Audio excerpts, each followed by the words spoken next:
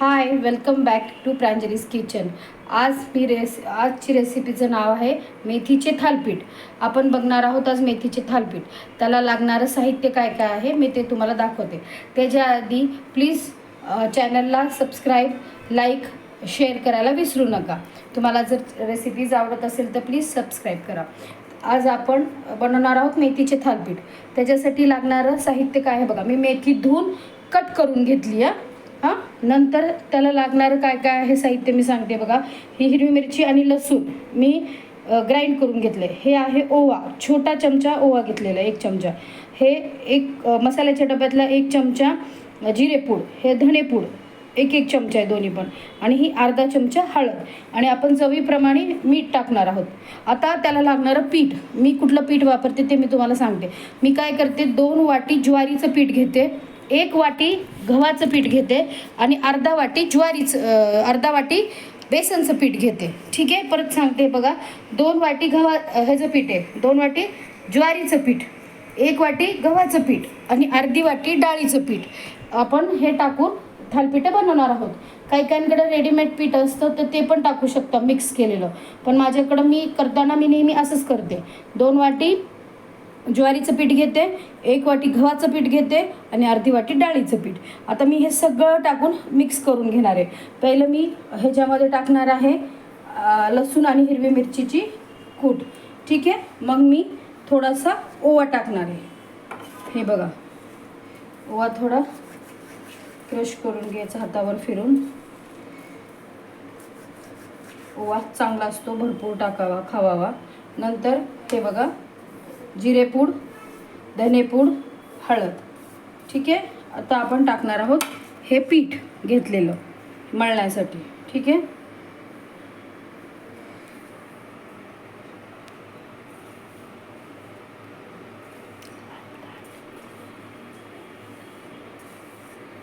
आता आपण ह्याच्यात टाकणार आहोत चवीपुरतं मीठ. मी माझ्या हिशोबाने टाकत आहे. तुम्हाला कसं लागतं तसं घ्या. मीठ वेगळे असतात तुम्ही घरात वापरणारे. माझं मीठ कमी खारट आहे थोडं, म्हणून मी जास्त टाकते. आता आपण काय करणार आहोत, हे मळून घेणार आहे. मी हे मळून घेते आणि मग थालपीठं कशी होतात ते तुम्हाला दाखवते.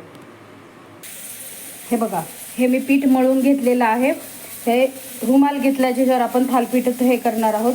एक रुमालच करायचा थालपीठांसाठी, तोच वापरायचा.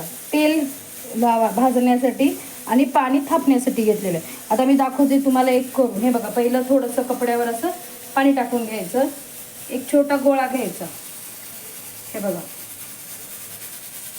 आणि मी इकडे पॅन गरम करायला ठेवला आहे, लगेच थापलं की भाजण्यासाठी.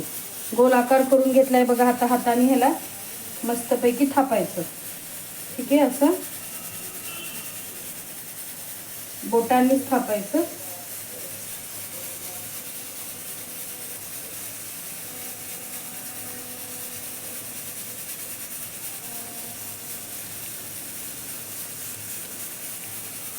थापण्यासाठी थोड्या वेळाने पाण्यामध्ये बोटं बुडून हे करायचं, म्हणजे पीठ चिटकत नाही आपल्याला. आता काय करायचं, हे व्यवस्थित छान भाजावं, त्याच्यापर्यंत तेल पोचावं, म्हणून असे सेंटरला साईडने 5 होल करायचे. ठीक आहे, आता काय करायचं,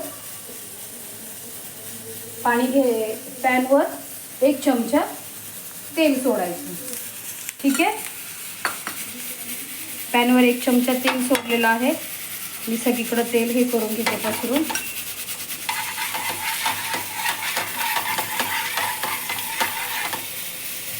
आणि आता मी हे थालपीठ त्याच्यावर टाकते. आणि आता 1 मिनिटाने हा कपडा 2 सेकंदामध्ये हे कपडा काढून घ्यायचा. आणि आपण आता ह्याच्यावर ह्या साईडने मध्यभागी थोडं 1 थेंब तेल टाकायचं. दोन्ही साईडने छान पसून द्यायचं, उलटायची गडबड करायची नाही. आता मी दाखवते तुम्हाला हे कसं बनतं ते.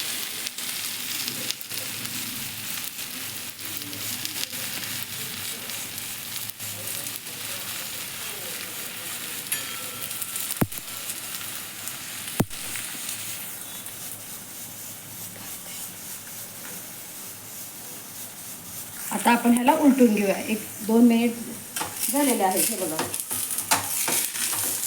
खाली तेल व्यवस्थित, हे बघा किती छान मस्त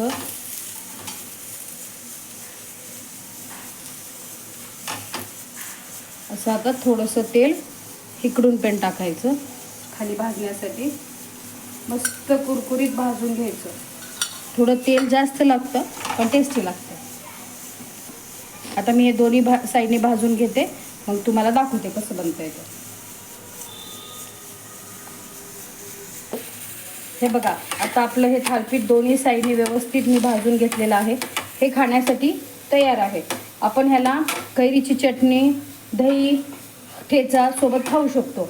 आता उन्हाळ्याचे दिवस आहेत म्हणून मी हे कैरीच्या चटणीबरोबर किंवा दह्याबरोबर खाणार आहोत आम्ही. हे बघा हे खाण्यासाठी तयार आहे. आता तुम्हाला जर ही रेसिपी आवडली असेल तर प्लीज सबस्क्राईब करायला विसरू नका.